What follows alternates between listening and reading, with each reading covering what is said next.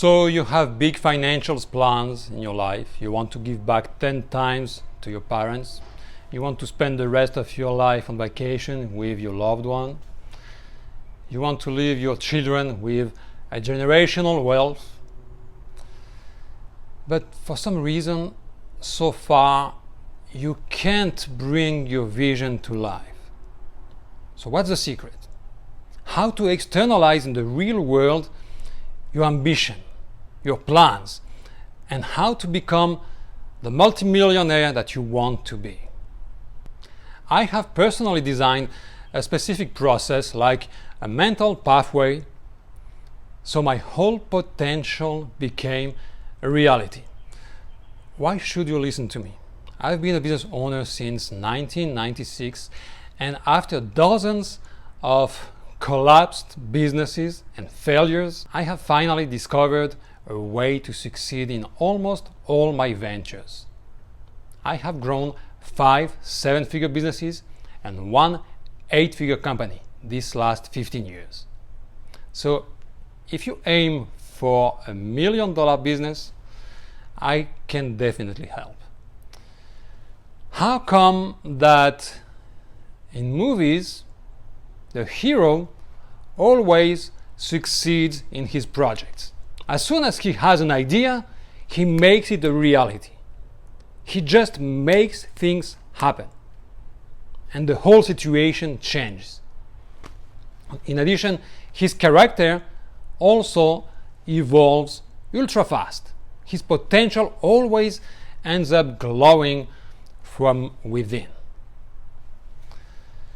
The secret is the hero is not alone.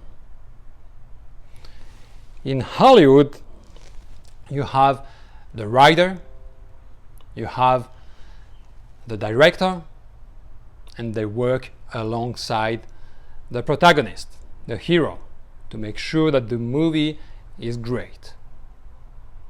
And this inspired me to be myself, the writer, the director, and the protagonist, the hero of the movie of my life. And that's what I call the Orson Welles rule. And I've been using it for 12 years with amazing results. Now, if you want to do the same, here's how it works. As the writer, you define your own story, your own script. Don't let anybody write your story. You define the whole scenario, the whole script. You start by the big picture, your life goal or your 5-year goal, the end of the movie. Then you write your next 90 days, your week, and your next day. What exactly is the hero supposed to do? The script of the writer becomes your schedule, okay? Then, as the director, you choose who enters the movie of your life. It's about saying no to most of the people and most of things that stand between you and your grand vision, that is the movie of your life. You choose who can play a part in there. It's about saying no to the people who didn't land any role in the movie of your life, i.e., most people. Okay? And then third, as the hero of the movie of your life, you follow the writer's script to the T. The script is your schedule. Action time, not reflection time. That's why they don't shout reflection, they shout action.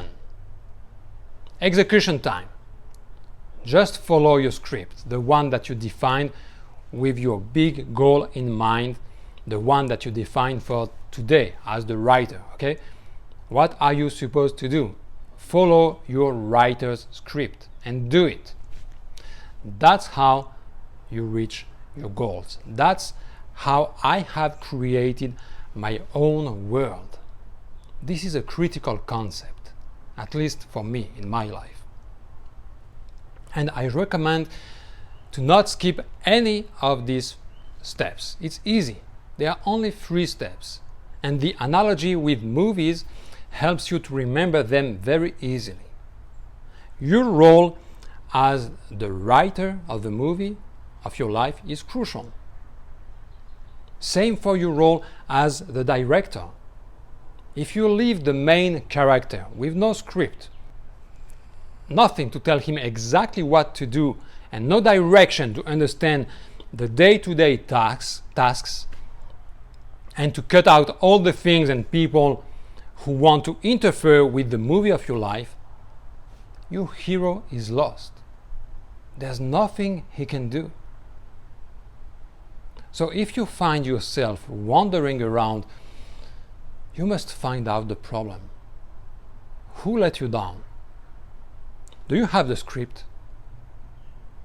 Do you know what you are supposed to do and when?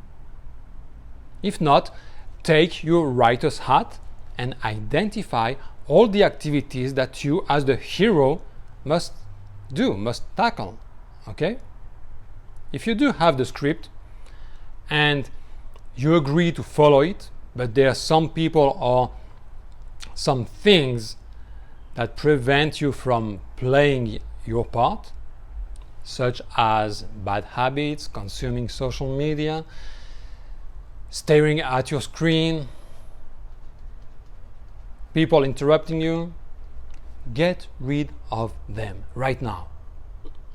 A director never lets anything or anybody waste his time. Every day counts, both in a Hollywood movie and in the movie of your life. Don't let anybody or anything mess up with your schedule. People around me sometimes refer to some celebrities or pop culture events that I've never heard of. Some people think I'm a monk or I'm a Martian when I tell them that I don't even know how Netflix works. Some people laugh when I tell them that I didn't know it was the Super Bowl weekend or the World Series or whatever. Some people were surprised when they saw that I didn't know how to wear these face masks. Remember? Which sides goes where? What blue, white side, whatever. Because in the movie of my life, there is no Super Bowl, no pop culture celebrities, no Netflix, no masks. There's no room for that. These are all frictions.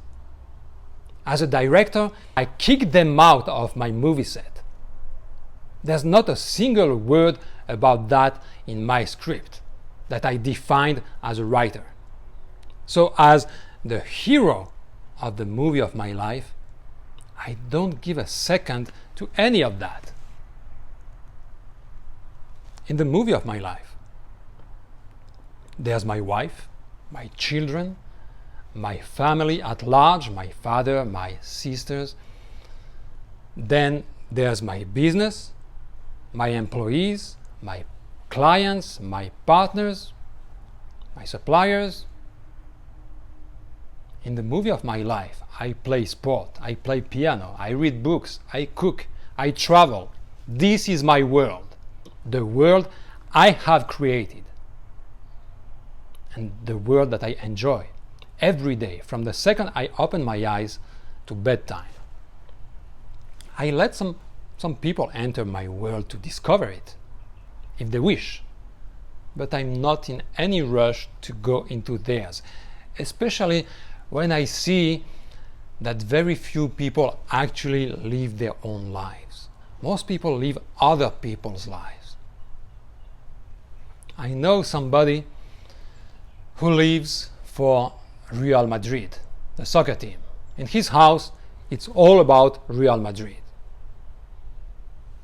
I know a guy who has a room in his house entirely devoted to a pop singer, with posters, items and things. That's what I mean by they are living other people's lives.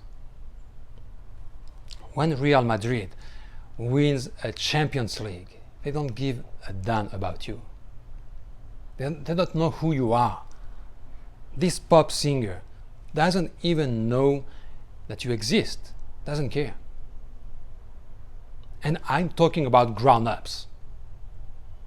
Kids, they have their idols and they consider them as sources of inspiration in some way. So it's okay for a while. When I was a kid, I had a 6 feet tall poster of Andre Agassi, my idol. Guess what? Not anymore. Not at 46. It may sound crazy to some people, but in my world, I don't want to spend any second of my valuable time thinking about something that's not related to my grand vision, my goals. Okay? And the movie of my life is playing out every second of my life. That's what I call creating your own world. You, the writer of your life, are the one who decides exactly what you, the hero of the movie of your life, are going to spend your time on each minute of your day.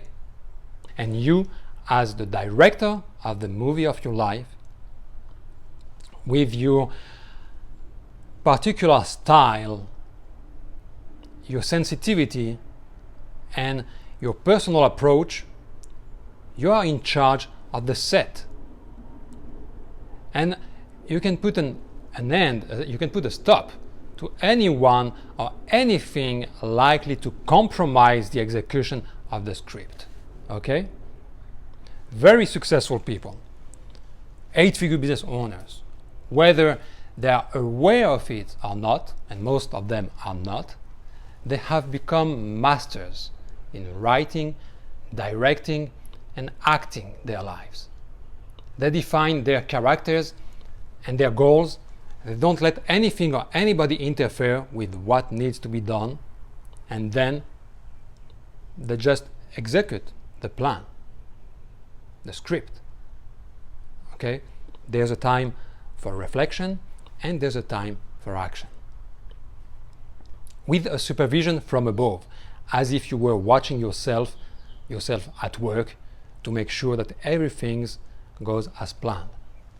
That's your director role. All 3 roles are important. Okay, this whole video is a Hollywood analogy to make you grasp how life should be lived. Because we all like good movies, so it's easy to remember. You, the director, make sure that you, the hero, can deliver on what you, the writer, has written. And you do that consistently. That's what time management ultimately is. It's life management, or just life, because we are what we do.